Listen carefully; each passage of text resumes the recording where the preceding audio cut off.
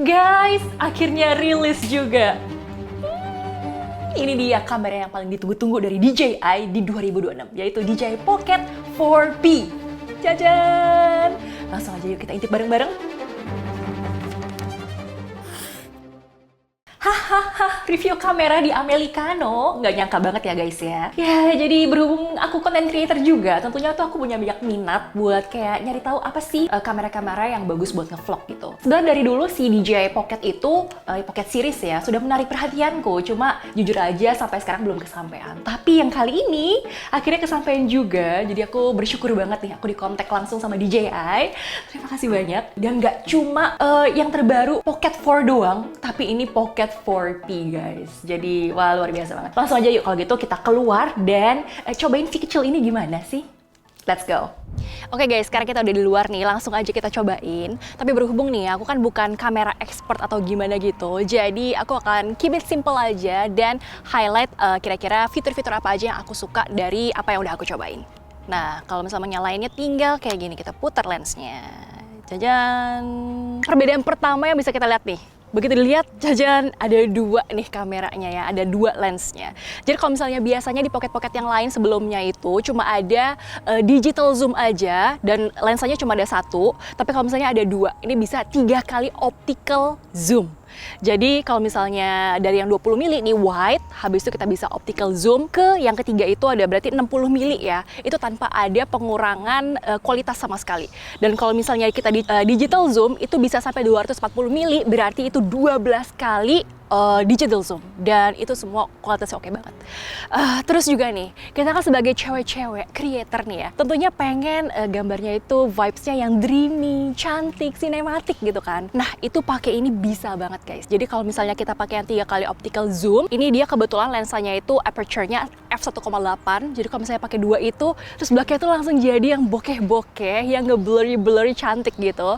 Jadi itu aku suka banget sih. Nah, makanya kayaknya bentar lagi PDNM kita nggak usah nih bawa kamera-kamera yang berat lagi yang mirrorless ini, karena menurut aku ini udah ya bisa hampir lah ya menyaingi si mirrorless itu. Oke, sekarang yang kedua guys. Jadi ternyata si 4P ini dia pakai sensor baru dan dia itu support sampai 17 stops dynamic range di yang 1 kali zoom yang 20 mili. Kak, apa sih dynamic range itu apa sih? Nggak ngerti gitu. Ini aku jelasin. Jadi kalau misalnya kita biasa foto atau video, terus biasanya kan ada satu yang terang-terang banget kayak langit atau satu yang gelap banget kayak misalnya muka kita gitu. Nah, biasanya kita cuma bisa pilih salah satunya aja, antara selamatin mukanya yang terang, belakangnya yang bye-bye, atau yang misalnya langitnya kita selamatin tapi muka kita nggak kelihatan gitu kan.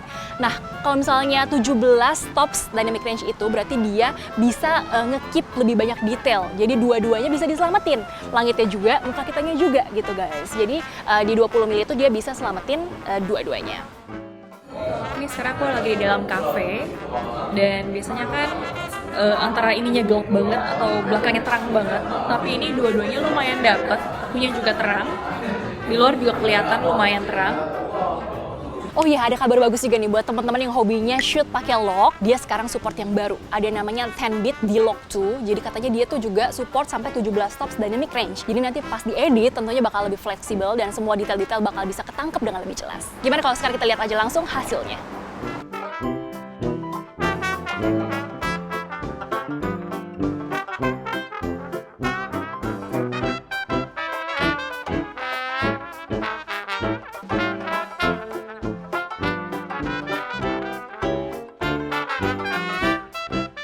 Oke, kalau ini kita pakai yang terbaru di D-Lock 2. D-Lock 2 ini cuma bisa di 20 mili, 1 kali zoom aja, nggak bisa 3 kali zoom. Nextnya adalah slow motionnya guys. Jadi dia ini support sampai 4K 240 fps di mode yang wide lens 20 mm. Itu gila banget. Kayak, yang bener aja di kamera kecil ini bisa support sampai 4K 240 fps gitu kan. Terus juga kalau misalnya yang dia di medium telephoto yang 60 mili itu dia masih support sampai 200 fps. Itu gila banget sih. Biasanya tuh kalau yang high speed yang ultra bisa slow motion gitu cuma ada di kamera-kamera high end kan. Tapi dia bisa dong. Wow, luar biasa banget. Kadang-kadang di smartphone juga udah pinter sih, udah bisa gitu kan. Cuma paling-paling mentoknya tuh kalau 4K dia cuma bisa 120 fps. Tapi di kamera sekecil ini bisa tuh, itu luar biasa banget menurut aku. Nah selain itu dia juga ada manual mode-nya guys. Jadi kita bisa turunin shutter speed-nya buat dapetin dreamy look yang lebih cantik gitu. Shooting semuanya yang cinematic gitu udah lebih mudah. Oke, next. Orang-orang sebenarnya kenapa sih pilih DJI Pocket gitu kan? In the first place, ya pasti gara-gara gimbal-nya dong. Nah jadi dia Pocket 4P ini udah dilengkapin dengan 3-axis gimbal yang built-in ya. Jadi dia tuh bisa stabil banget. Lihat nih. Tuh. Dia tetap stabil guys. Nih. Oh, ya kan? Jadi kalau misalnya untuk stabilisasi kayaknya nggak perlu diraguin lagi sih. Mau kita coba aja langsung?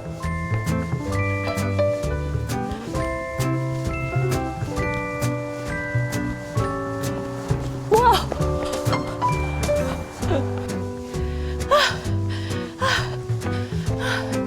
Nah terus guys, si Pocket 4P ini juga dilengkapi sama yang namanya Active Track. Jadi tinggal double tap aja tuh di layar, dia bakalan nge-lock satu subjek dan dia bakalan ngikutin.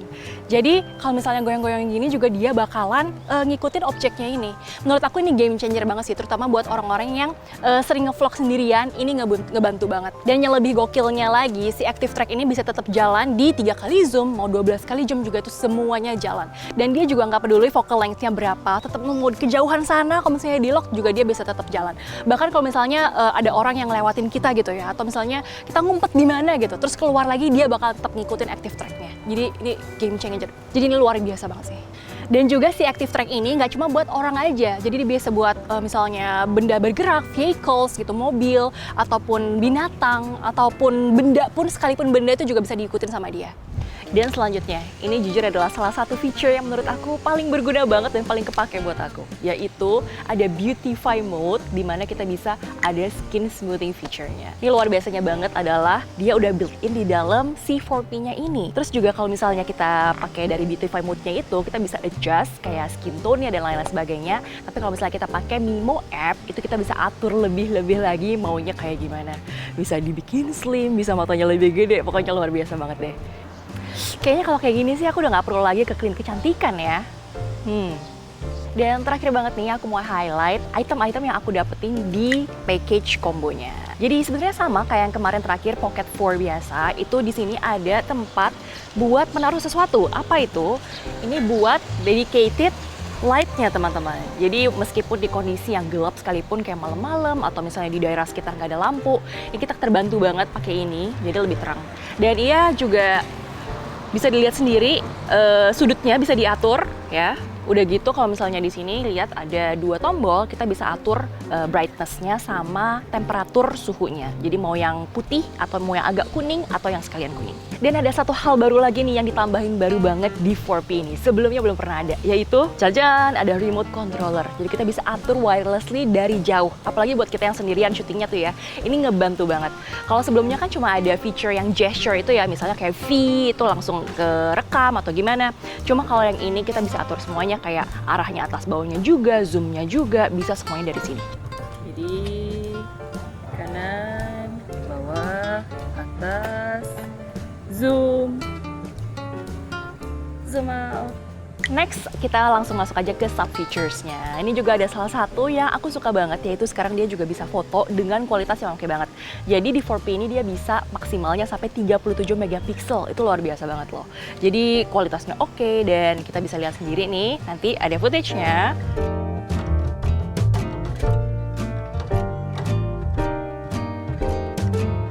Hasilnya lumayan banget kan, jadi kayaknya kita nggak perlu bawa kamera terpisah, udah cukup banget sih pakai dia. Aku kemarin foto seharian pakai dia doang, luar biasa.